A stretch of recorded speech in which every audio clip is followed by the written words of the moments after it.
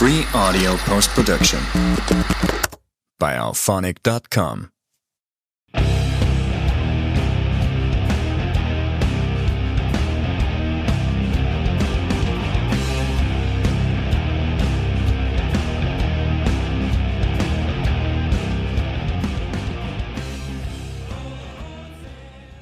Hello and welcome to the Smells Like Infinite Sadness podcast. I'm your host, Michael Taylor. For those of you who don't know, I run the website, smellslikeinfinitesadness.com. It's a blog covering the best alternative rock from the 80s and 90s up to present day. I'm a proud middle-aged Gen Xer who is still obsessed with the music of his youth and loves to talk about it. Today I'll be speaking to special guest, legendary guitarist, producer, sonic architect, and family member of the Butthole Sufers, Paul Leary. We're talking about the long-lost Butthole Sufers album, After the Astronaut, originally recorded in the late 90s after the breakout success of the album Electric Larryland and their hit single Pepper. But After the Astronaut was only to be shelved by Capitol Records at the last minute for not being deemed commercial enough. Now, though, nearly 3 decades later, the album is finally being released as originally intended through Sunset Blvd Records on June 26th. In this conversation, Paul talks about the album's strange journey from rejected major label release to cult mythology, the band's dive into electronics, industrial textures, and experimental collage-style songwriting, their Texas roots, and why After the Astronaut may actually represent the purest continuation of the Surfers' creative instincts.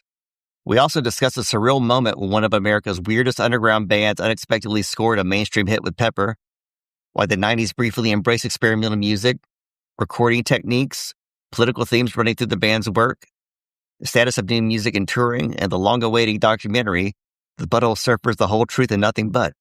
So here's my conversation with Paul Leary. Thanks for taking the time out to talk to me today. I really appreciate it. I've been excited to talk to you. I got a preview copy, a stream of the new album, and I've really been enjoying it. It's been really, really cool to listen to it. And I guess what I'm wondering is, this has been a really long road for being recorded by Capitol Records in 1998, and you reworked it in Hollywood Records. So why was this journey so difficult, do you think, and why revisit it now? Was it like a rights issue that you finally got the rights back? Is that why you decided to release it now? Or Well, we had the album recorded for Capitol Records in 98 or whatever year that was. And then our manager at the time went back to using heroin. And our our relationship with Capitol immediately went into the toilet, and they dropped us.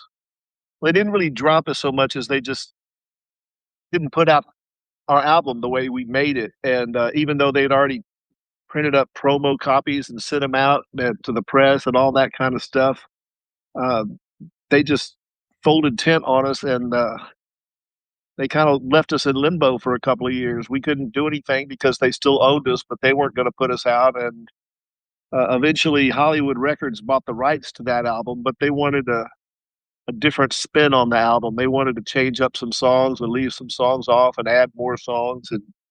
And so we went along with that. We had to. It was a very painful process because we had already had the album that we wanted. And, reworking it was just a drag. And then I never cared too much for the product that came out of it. It was called Weird Revolution. And so I tried to just put it out of my head. Years go by, and I'm going through my storage shed, and I run across the old 2-inch multi-track recordings of that album from Capitol before it was changed, and got to thinking, wow, I could just remix this and get it the way it was originally, and maybe we could put it out. And I contacted the Hollywood Records, and much to their credit, they allowed us to put the album out.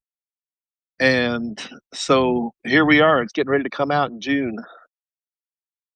So I think what surprised me for listening to the album a few times, it's interesting because songs like Weird Revolution or Intelligent Guy, they came in, all the songs still feel kind of like a continuation of the electronic experimentation that you did that resulted in Pepper, which was a hit for y'all. So was it weird to you that they weren't supportive of that, given that kind of was a big breakthrough for you in terms of, getting some sort of mainstream success? When you say they, are you talking about Capitol? Yes, Capitol. They were supportive. They liked the album. They were ready to put it out. And like I said, they printed up promo copies. We were getting ready to go to town again. And then our manager at the time who was a recovering drug addict and hadn't done drugs for years, started using drugs again, and things went south with the label really quick. It had nothing to do with whether Capitol liked the record or not. It was just a matter of all of a sudden we had bad management, and Capitol didn't want to deal with it, and they got other things they can do besides fuck around with the Butthole Surfers. The other thing is that the president of Capitol that signed us, his name was Hale Milgram, and he was a real music guy, and he loved the Butthole Surfers. He came to our shows in New York, and just was a total joy to work with. And then he got fired, and Capitol hired Gary Gersh, who was riding on the high from Nirvana. I think he was the head of Geffen before Capitol. Oh, okay. And Gary Gersh was not into the Butthole Surfers so much. When he was with Geffen, we tried to sign with Geffen, and Gary Gersh was like, "No, I already have Sonic Youth. What do I need with the Butthole Surfers?"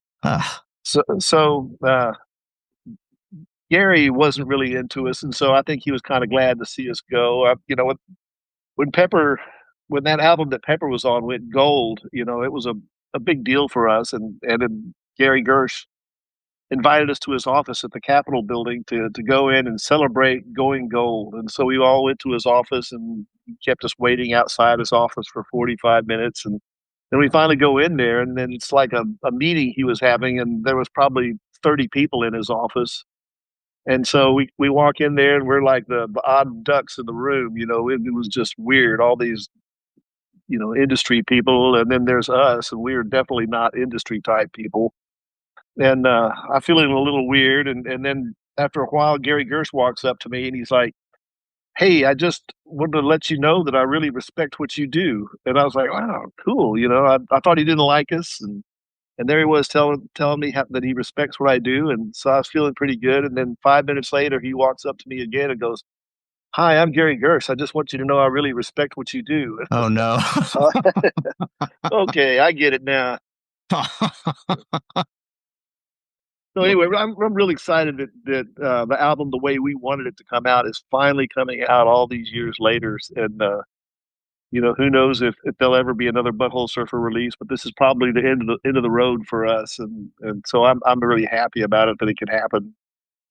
Well, given that, and the title track, Imbuya, Yentil, those are just a few I noticed that feel almost like sonic collages, the way you kind of layered electronic music with like some world music, samples, and things like that. When you were making those songs, did you change your creative process for that, or was it kind of the way you guys always write, or how did that factor in as far as going that direction? We recorded records in different ways. At one point in our career, we would practice our songs, and then we'd go into the studio and then record them. And then after we had built our own recording studio, we would just mess around in the studio, and we would just roll tape, and then whatever the tape recorded is what we'd have for an album. I think that's how we came up with Locust Abortion Technician. And then for Pepper, what was the name of that album that it was on? I can't even remember. What's Electric Larryland? Was that Electric Larryland? We had all our songs planned out and rehearsed, and we went into a studio with Steve Thompson producing, and we thought we had everything there, and then towards the end of pre-production, Steve goes, I think we need one more song, and we were all like, "I don't think so. I think we got it." And he's like, "No, we need one more song." And we were in like a recording studio out at it was Bearsville in somewhere in New York. I forget where that is. Bearsville, New York. Was that a city or? I'm not sure. Anyway, there was it was a recording studio, and there was the means to record stuff. And so he goes, "Well, let's record something right now." And he told me to play a guitar riff, and I was like, "Okay, what key should I play?" And he goes, "G." So I played the riff that started the song Pepper, and then they messed around with it and put drum loops down to it, and then Gibby spent time with it in another room coming up with lyrics. So that was the only song we did like that. Everything else was all planned out, but Pepper was assembled. And we came home, and by that point we finally had our own places to live. We'd been living together for a very long time, and we were very happy to have our own homes to live in. And so we would sit at home and come up with loops and this and that and entire guitar parts. I recorded lots of guitars, and then we took it all to Arlen's studio in Austin, Texas, and put it together on tape with engineer Stuart Sullivan. And then Gibby started singing, and we started just doing the things we do in the studio, just goofing off and recording it. And that was a lot of fun. It was as much fun to make as Weird Revolution was not fun to make. Well, going back to Pepper really quick, I was just kind of curious, because when you all started out, you're so anarchic and everything, and the Butthole Surfers, the name and everything, people were just kind of like, you really were like I grew up in Central Texas. I grew up in Fort Worth. So I had a friend of mine who bought one of your vinyl records to school when I was like, I don't know, 15 or 16. I was like, what the hell is this? I was like, my mind was melted. So it kind of blew my mind when like you all had a kind of a mainstream hit. Was that a surprise to you, or did you kind of feel like, no, this has the makings of a hit when you were writing it? I never really thought about that. I was still I was still getting over the fact that we were signed to Capitol Records. The previous record, we were on Capitol and got to work with John Paul Jones producing. And so by that point, I just felt like I was on a permanent episode of Candid Camera. And eventually somebody was going to, pop out from behind a bush and say, "Smile, you're on Candid Camera. This whole thing has been a joke." I mean, it just, the whole experience was surreal. I mean, we were the Butthole Surfers, and we were just awful, and we had all the bedlam at shows and did the stupidest stuff, and ended up getting signed to a major label and working with heroes of rock music, and it was just very surreal. And then to have it come crashing down when our manager went back to doing Dope, there's the searing highs and the crashing lows, and that was definitely the crashing low for us. But we survived because we kind of had to. Well, I mean, it seemed like the '90s was like kind of like the one time where the underground, crept up into like a mainstream. It was a very interesting, like really odd, interesting stuff was popular for a short time. And you were mentioning your manager issue, but it seemed like kind of towards the end of the '90s that it all kind of started slipping away. Did you get that sense that it was just kind of not meant to be? I guess the alternative scene as it was not long to last. And do you have any theories as to why? Or I think rap music kind of came along and killed the beast, which is, that's what happens in music. Something's popular and then people get tired of it, and then something else comes along and it's big. And rap and hip hop, wow, those genres have really had some legs. That stuff's never going out of style. But yeah, rock music took a hit, and then at the same time there was this outfit called Napster. I don't know if you remember that. Oh yeah. When all of a sudden it was like, music should be free, and it's like, yeah, so should my lawyer. And that really killed music to a big way. Like around the turn of the century. I know, like, I did a Sublime. I produced a Sublime album, and I can remember that came out in the same year as Electric Larryland and Pepper, and that record did great, and I got a big old fat royalty check, and then Napster came along, and next thing you know, those royalty checks were just gone, and I was close to. I almost had to, declare bankruptcy, and it was a miserable time, and eventually they figured out streaming, and now all that's come back, and so everything's all comfortable and cozy again, but only if you have a whole lot of streams. Yeah. Apparently they have a different pay scale for people that stream a lot, and I know, like, Santeria from Sublime has over a billion streams on Spotify alone, and so that's been real good. That made life a whole lot easier for me. Well, I remember reading an article with you, I think it was in Guitar World, like way back when, where I think you said when you were producing albums that you changed the strings on the guitars like almost like every day or something. Am I remembering that right? Oh, or like you absolutely.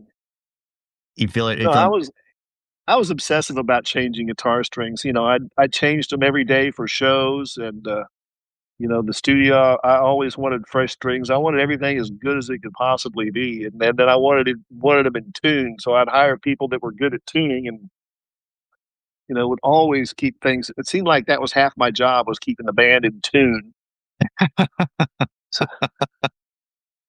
Well, you mentioned streaming and all that. Do you think?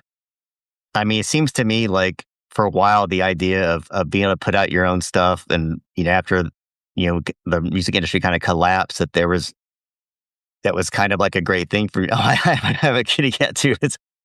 But it seemed like it was such a cool like time for people to put out music on their own websites and all that. Did you see any benefit from that, or did you really miss the days of like record label support as far as what your preferred method was for getting your music out there? oh gosh, I miss the big budgets. Once the turn of the century came, all of a sudden, it went from $250,000 and $350,000 recording budgets to $10,000 recording budgets, and everybody's recording at home, and recording studios are going out of business, and that was kind of sad because I love recording studios, and they're still struggling to this day. Yeah, home recording is great. That's Milo, by the way. Oh, hello, Milo. I've got a 19-year-old cat hanging out on my bed right now. He's hanging in there. So an elder statesman. Yeah. So I'm counting on making it to his 20th birthday. I got my fingers crossed, but I'll keep my fingers crossed for you. What's his name? Ziggy. Ziggy. All right. Well, Milo's. It's dinner time for Milo. I forgot to give him dinner before this podcast, so he's going to be a pest until he gets dinner. Okay. Well, I won't take up too much. I've even got his picture on my coffee mug here. That's awesome. Well, I was thinking, listening to the new album and being like, wow, some new music from you guys, even though it's not technically new to my ears. And then I was thinking about being in high school and my friend bringing like your records to school and listening to that and how during the 80s, it was just so conservative and such a drag living like in Texas during that time, because it was so like uptight and the whole like religious right and everything. And then I think about now and I'm like, it seems like it's so much worse than I was. It is worse. I mean, back in the 80s, wasn't that when we had a Democratic governor, Ann Richards? Yeah. That was pretty cool. I miss her. Yeah, I do too.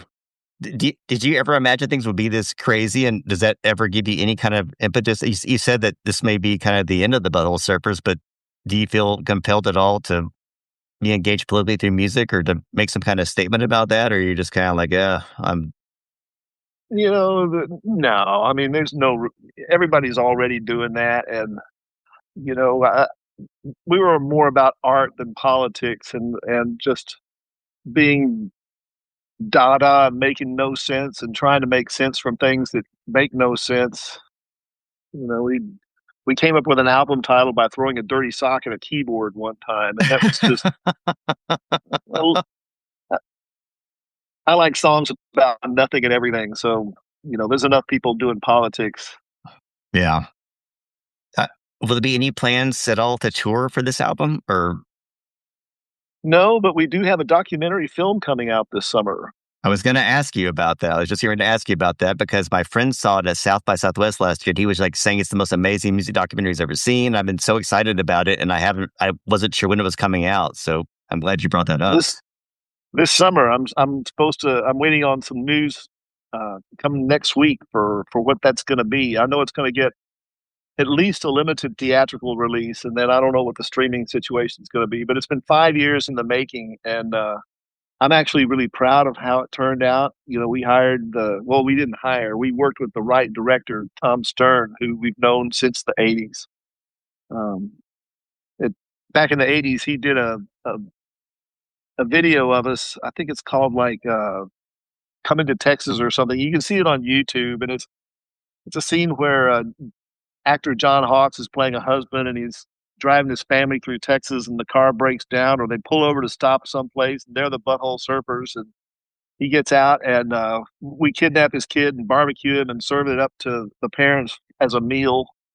And it's really stupid. And that Tom Stern made that film with Alex Winter, and it was sort of supposed to be a trailer. They were going to pitch it to Fox or somebody to make a full length feature movie, and Fox picked it up, and they signed up for the movie. But then, as soon as the ink was dried on the contract, they immediately kicked the butthole. It was supposed to star the Butthole Surfers, and we got kicked out of the movie and replaced with Keanu Reeves and Mr. T and Brooke Shields and Randy Quaid. It was an all-star cast.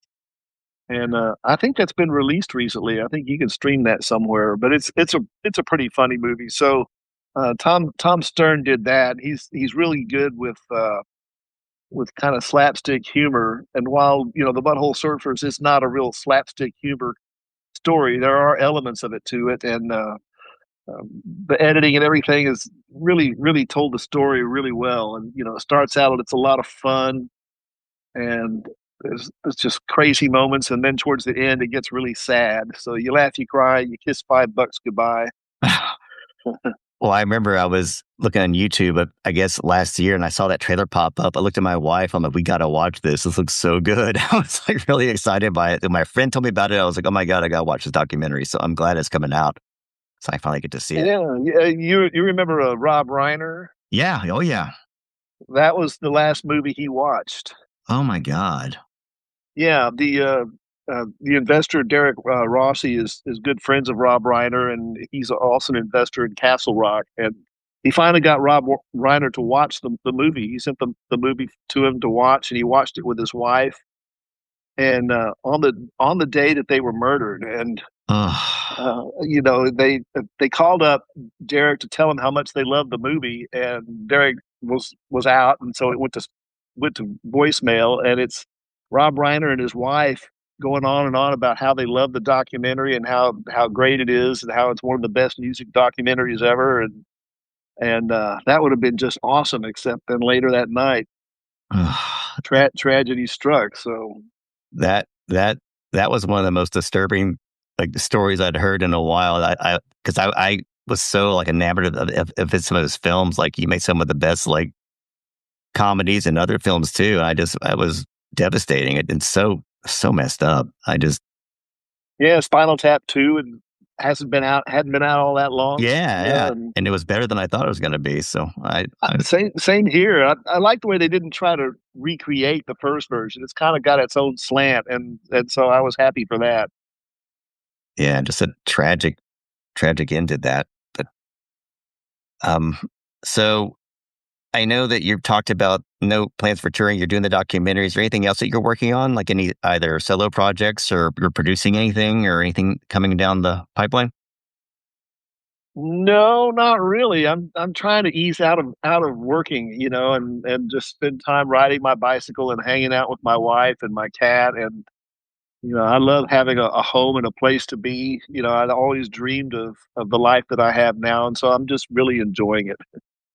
Good. Well, after the roller coaster ride you've been through, you definitely deserve it. I mean, I think the Butthole Surfers were especially growing up in Texas, but just, it was such a, like you said, such a kind of a crazy ride, but you made such really interesting and eclectic music that I'm glad that you're getting, some exposure with the documentary and getting, the acclaim that y'all deserve. We came along at the right time. The 80s was the right time to do Butthole Surfers, because you could make a record and you could print up some T-shirts and you could go on the road and make enough money to get beer and pot and gas to the next town. And I don't know how bands make it today, but I wouldn't want to have to be trying to do it again in this environment. But yeah. I think now's got to be one of the most challenging times to be a musician, unless you're some pop star, which is it's all written for you. So it's challenging. Well, I best of luck with the new album. I'm glad it's finally seen the light of day, and look forward to seeing the documentary. And just thanks so much for taking the time out today, Paul. I appreciate it. It's a pleasure. Well, thanks for talking to me. I enjoyed it. All right. Thank you so much. That was Paul Leary, the Butthole Surfers. Many thanks for taking the time to talk to me today. The band's album After the Astronaut arrives June 26th via Sunset Blvd Records, finally giving fans a chance to hear the album that the band originally intended before it was shelved in the late 90s. If you're a longtime Surfers fan or just interested in hearing a band push deeper into experimentation instead of chasing trends, it's definitely worth checking out. The band's documentary will be out this summer, so stay tuned for details on that. And thank you for listening. If you enjoyed the episode, please subscribe, leave a review, and share it around. As always, we'll see you next time. So stay safe and stay sane, and we'll see you next time.